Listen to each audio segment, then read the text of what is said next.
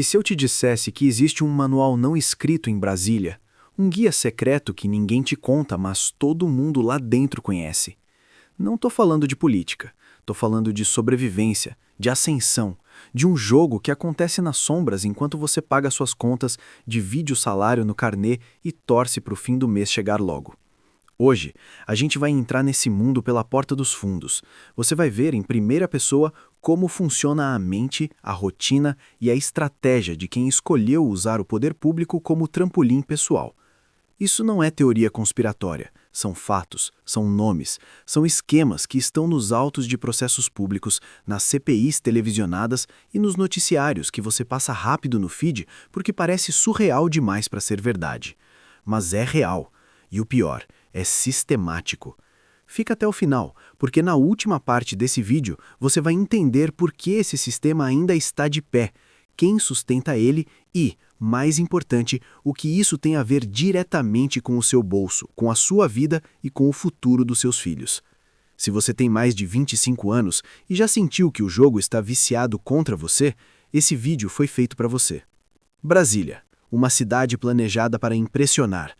Construída no meio do nada, inaugurada em 1960, projetada por Oscar Niemeyer como símbolo de um Brasil que queria gritar para o mundo: chegamos. Mas por trás das curvas elegantes dos prédios e da imensidão do céu do Planalto Central, existe uma outra cidade, uma cidade paralela, invisível aos turistas, mas perfeitamente visível para quem sabe onde olhar. É a cidade dos gabinetes fechados, dos almoços que custam mais do que o seu salário mensal, das ligações que resolvem o que a lei não consegue. Todo ano, 513 deputados federais desembarcam lá. Alguns chegam cheios de ideais, com o paletó surrado e o discurso afiado, mas o sistema tem uma forma muito eficiente de moldar as pessoas. Como? Através de algo que a ciência chama de conformidade social e que Brasília chama de fazer parte do time. Você quer saber como um vereador de cidade pequena, sem dinheiro, sem conexões, sem sobrenome famoso, consegue em menos de 2 mandatos ter 3 apartamentos, 2 carros importados e uma conta no exterior? A resposta começa aqui, e ela vai te deixar com raiva, mas também vai te deixar mais esperto do que 90% das pessoas que vivem nesse país sem entender as regras do jogo que está sendo jogado com a vida delas. Imagina chegar em Brasília pela primeira vez como deputado eleito. Você tem 4 anos pela frente, uma verba de gabinete de R$111 mil por mês para gastar com assessores, uma cota de passagens aéreas, um salário de R$44 mil e o mais valioso de tudo, um CNPJ de acesso. Acesso a ministros, acesso a diretores de estatais, acesso a contratos. O manual não escrito começa a ser entregue nos primeiros 30 dias, não em papel, mas em convites. Um jantar aqui, uma reunião reservada ali, um empresário que só queria se apresentar.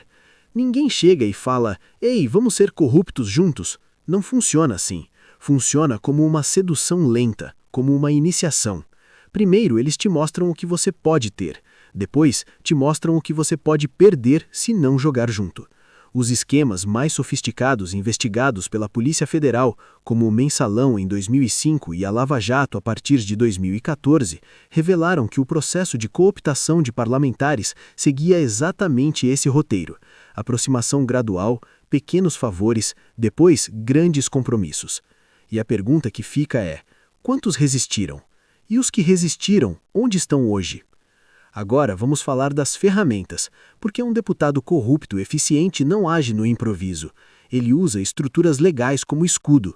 A primeira ferramenta é a imunidade parlamentar. Criada para proteger o mandato democrático, ela se tornou, nas mãos erradas, um escudo contra investigações. A segunda ferramenta é o orçamento secreto, que ficou mundialmente famoso entre 2020 e 2022.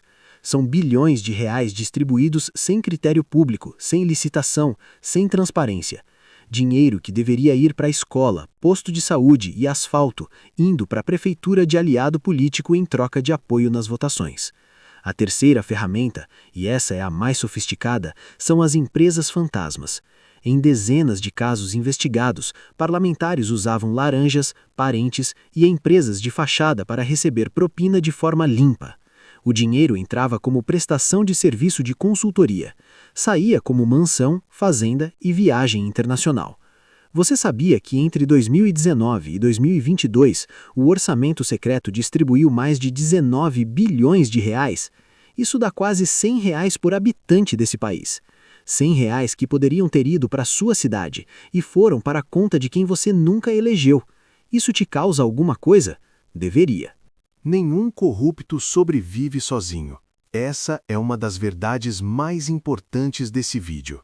Todo esquema grande tem uma rede. E essa rede não é formada só por políticos.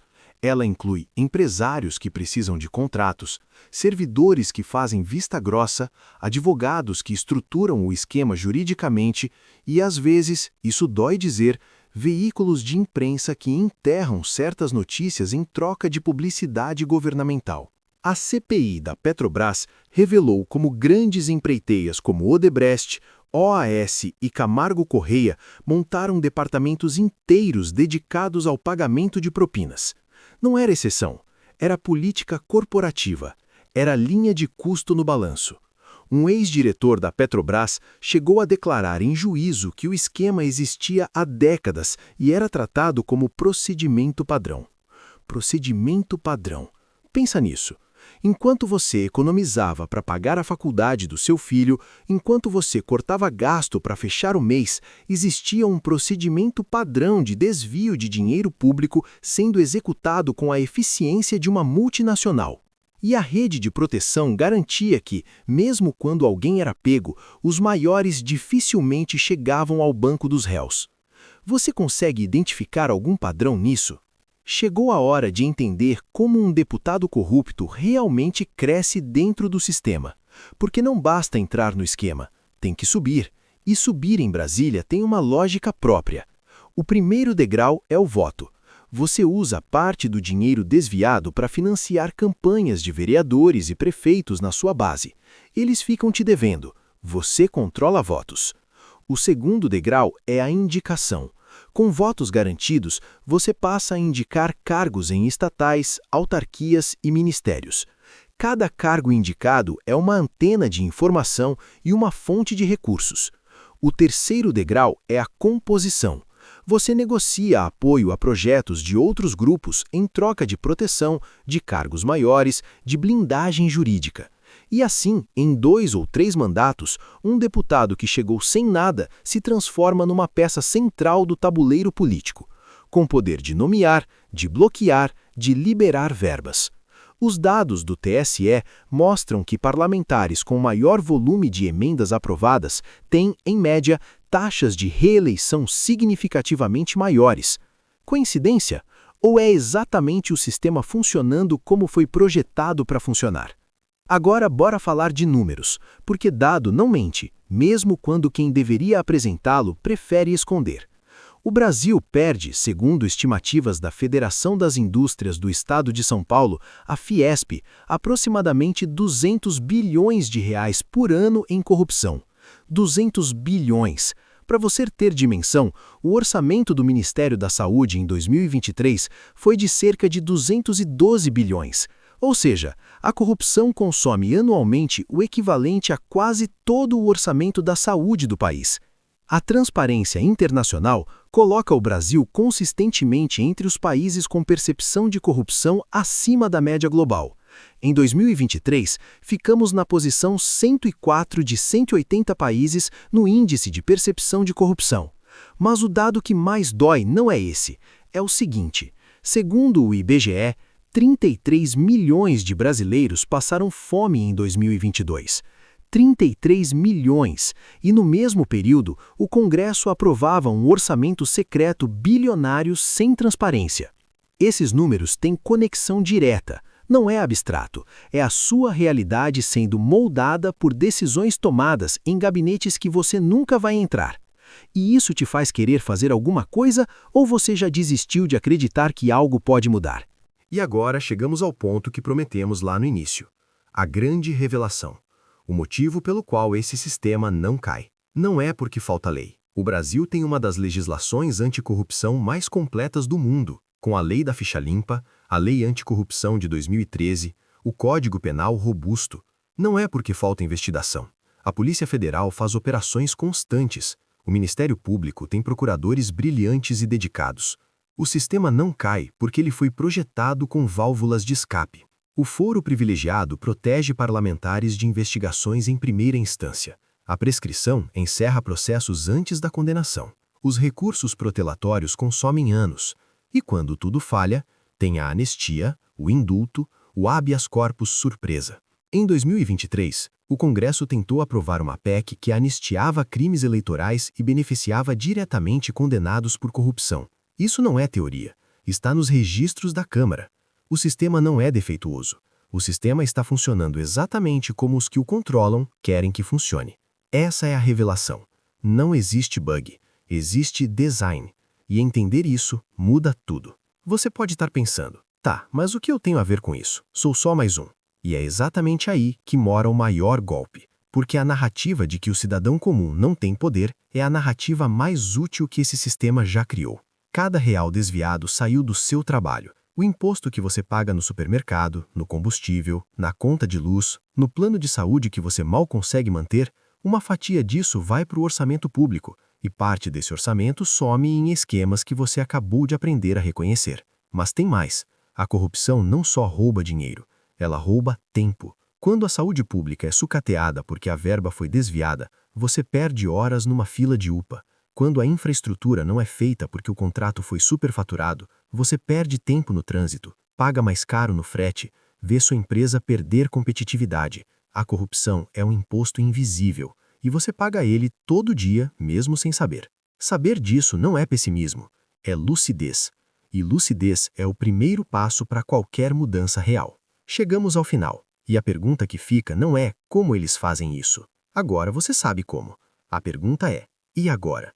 A história que você assistiu hoje não é ficção, é o Brasil real, documentado, processado, julgado e muitas vezes arquivado. Mas existe uma força que esse sistema ainda não conseguiu comprar completamente: a atenção de pessoas despertas. Cada vez que você entende uma engrenagem desse jogo, você se torna mais difícil de manipular, mais difícil de distrair com narrativa rasa, mais exigente com quem pede seu voto, mais atento com onde vai o dinheiro público da sua cidade. Isso não é ingenuidade, é estratégia. Os canais como esse existem para isso, para traduzir o complexo em claro, o técnico em humano, o distante em urgente. Se esse vídeo te fez pensar, te fez sentir raiva, te fez querer entender mais, então ele cumpriu o propósito. Compartilha com alguém que precisa ver isso. Comenta aqui o que você achou mais absurdo. E ativa o sino porque o próximo vídeo vai entrar em outro esquema que está sendo ignorado pelo mainstream agora. Você não vai querer perder. A informação é o único poder que eles ainda não conseguiram cobrar pedágio.